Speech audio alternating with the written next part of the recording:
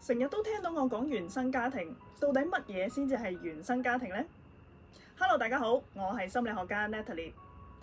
成日都聽到我講原生家庭，到底原生家庭係由乜嘢所組成嘅呢？大部分嘅原生家庭一般咧都係指我哋幼年成長嘅地方，通常咧都係包括父母啦，又或者兄弟姊妹所組成嘅。有啲人咧就會好奇啦，咦，原生家庭好似好講血緣關係喎。假如我因為各樣嘅原因而成長嘅時候唔涉及一啲血緣關係嘅人同我同住或者成長，係唔係就表示我冇原生家庭呢？今次呢條短片想同大家講下到底乜嘢係原生家庭。假如你對原生家庭呢個題目有興趣，或者想知道多啲心理學相關嘅知識，記住 subscribe 我哋呢個 channel 咯。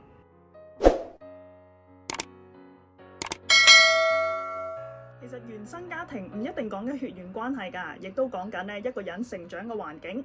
假如童年嘅時候，我哋因為各種嘅原因，屋企人唔喺身邊，而由其他人去湊大我哋嘅話，湊大我哋嘅環境，其實就屬於我哋嘅原生家庭啦。舉個簡單嘅例子，假如因為一啲嘅原因，有小朋友被領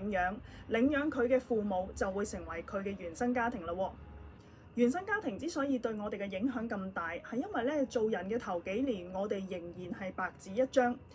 而屋企人就會透過潛移默化嘅方式，利用好多言語同埋非言語，建立咗好多價值觀喺我哋身上。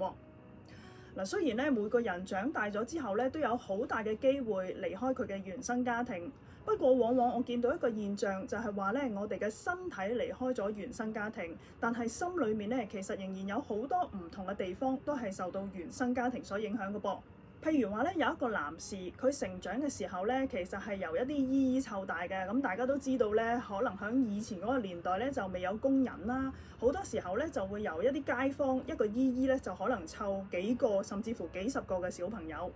咁呢個男士嘅成長嘅過程之中好多時候因為姨姨太忙住湊其他嘅小朋友啦，可能佢有好多時間就建立咗一個習慣，就係要由自己照顧自己啦。呢個自己照顧自己嘅過程之中令佢長大之後有一個習慣，就係食嘢嘅時候當然淨係會夾餸俾自己啦。咁